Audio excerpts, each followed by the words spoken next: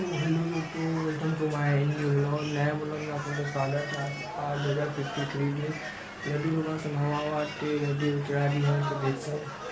तो like subscribe कीजिए, like कीजिए, शेयर करिए, सब्सक्राइब करिए, लाइक सब्सक्राइब। बहुत जल्द हम आप लोगों को बहुत ही अच्छा चीज़ दिखाएंगे, बहुत जल्द।